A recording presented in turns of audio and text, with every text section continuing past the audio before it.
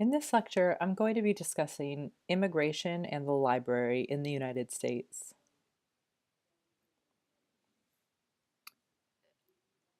I will discuss contemporary immigration in the United States, conversations about immigration in the library, and immigration resources for library and information studies. America has historically been a settler colonial country of immigrants and migrating populations. However, immigration and migration often remains a contentious political issue.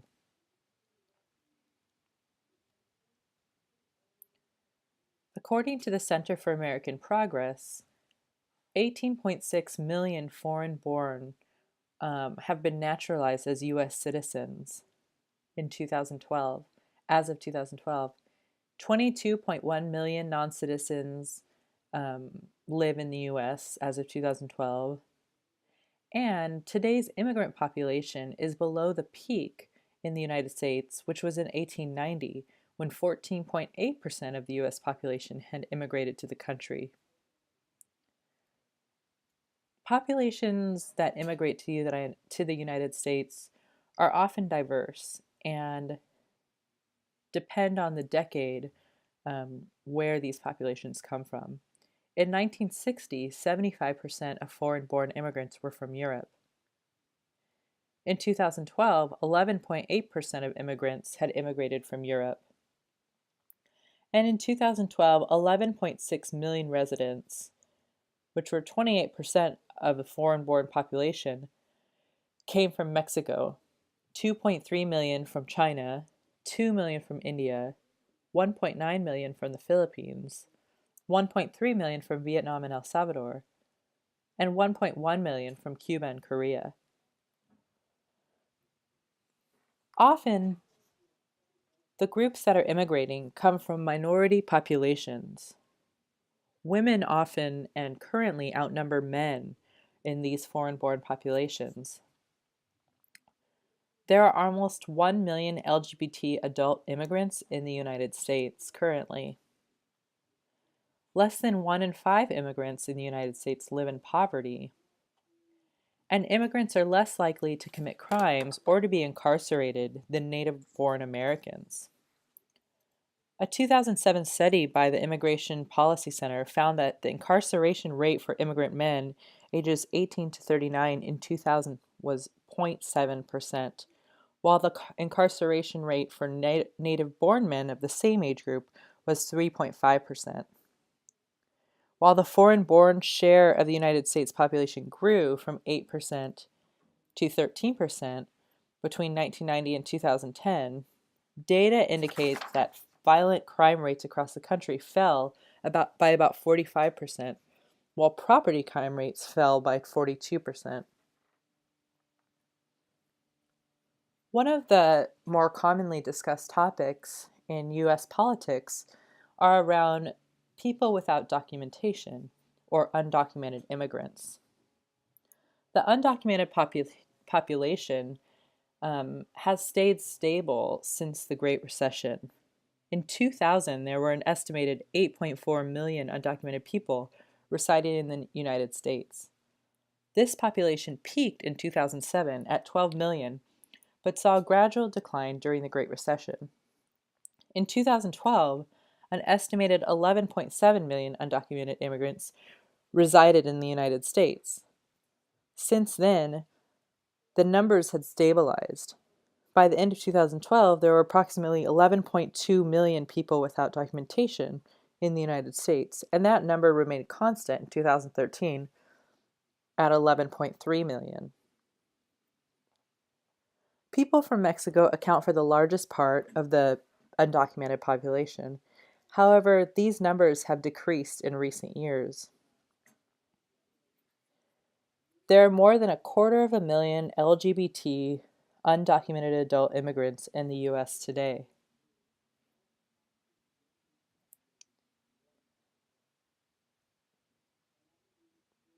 Issues around immigration are often parallel or linked to political issues in the United States.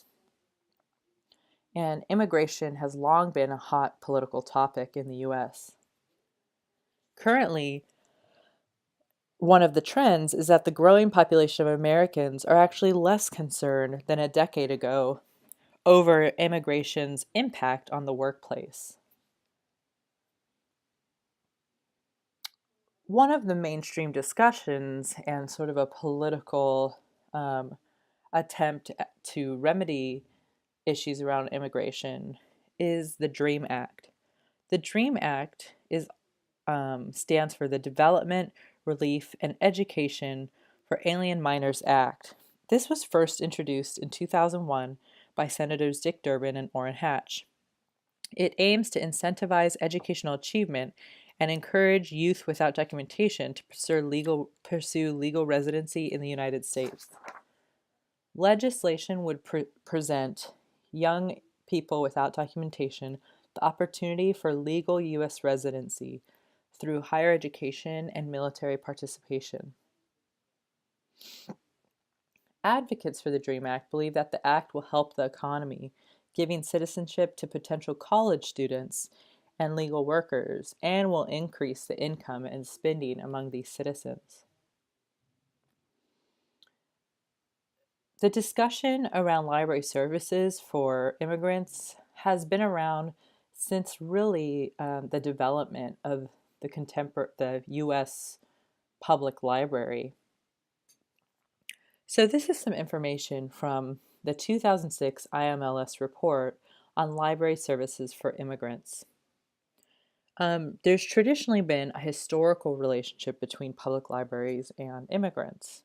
Public libraries in the United States have a long history of providing resources and education for immigrants. This tradition can be traced back to Andrew Carnegie's support for public libraries as a place for immigrant education, what Carnegie would call enlightenment, and the study of democracy and English. Now, we studied Todd Hamna's Tripping Over the Color Line, and Hanma analyzed this as really a type of assimilation into Anglo and Western cultures, saying, thus, from its very inception, the public library system was engaged in a racializing project, one whose purpose was to inculcate European ethnics into whiteness. So we really have to examine this information, even produced by MLS, with a critical eye. IMLS found some interesting current practices among public libraries in how to approach library services for immigrants. First, they advocated to put community first. So involve the community, the local immigrant community in library programming, and really prioritize what they would desire to see in a public library. A way to do this is to collaborate with organizations that are already connected to immigrant communities, such as churches, community centers, centers that teach ESL, local public schools, places that the immigrant community already regularly organizes around. Secondly, IMLS found that collections were important in focusing on for immigrant services. This IMLS report recommends that libraries wanting to expand their holdings for new immigrant groups should first determine those groups' interests and needs. One approach would be to form a subcommittee within collection development with those immigrant patrons. They also recommend consulting with other libraries who serve substantial numbers of immigrants, holding focus groups with immigrants, consulting with community agencies that serve immigrant populations, and conducting a needs assessment as part of a general community needs assessment project. Third are prioritizing information services. Immigrant community members can provide guidance about the usefulness of information services. So one example of this is the Queensborough Public Library, which has print and online copies of the Queen's Directory of Immigrant Service Agencies. This directory is published every 2 years and provides information about 200 agencies with services in more than 50 languages. Programming and events is also important to current practices for immigrant services. Family and intergenerational programs enable libraries to attract patrons of all ages. Participants noted that they try to attract immigrant families by offering various types of after-school and evening programs. Outreach programs are also an important part of these services. These libraries noted that it was very important to win the trust of these various communities. So some immigrant populations may be wary of public institutions because of personal experiences. So winning the trust of these populations is the first part of this outreach service. And finally, planning around immigrant communities. Planning is crucial. The planning process should be the same used for other programming, which is to prioritize the needs and organization around those population groups through such things as surveys and focus groups. Within the national conversations around library services to immigrants, there's quite a few different programs and outlets in which librarians are talking about immigrant populations in the library. First is Reforma, the National Association to Promote Library and Information Services to Latinos and the Spanish-speaking. So check out the Reforma webpage and the organization. Recently, there was a national conversation around the Library of Congress subject headings, the use of the term illegal alien.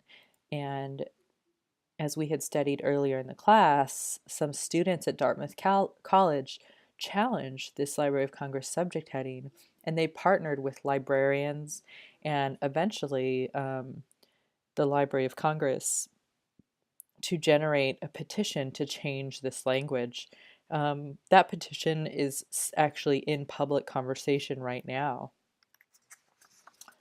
Finally, ALA has specific resolution in support of immigrant rights. So it's completely within the ALA standards of librarianship to support and organize around immigrant rights as a library. Since January 2007, the ALA, in partnership with the Dollar General Literacy Foundation, has funded 100 libraries in 28 states through the American Dream Grants. Each library received a one-time grant of $5,000 to add or improve literary services in ESL collections and for ESL language learners.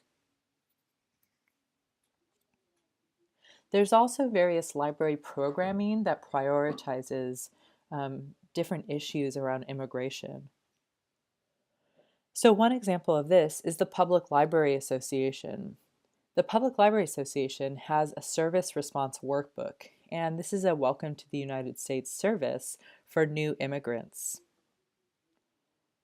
Reforma's Northeast chapter has an upcoming presentation at New York University, actually, on what's called the Other Invisible Refugees, which is about children who migrate from Central America to the United States. And Reforma also had a program called Librarians Without Borders. This was a mini conference about libraries transforming communities. Check out some of the resources by these various groups.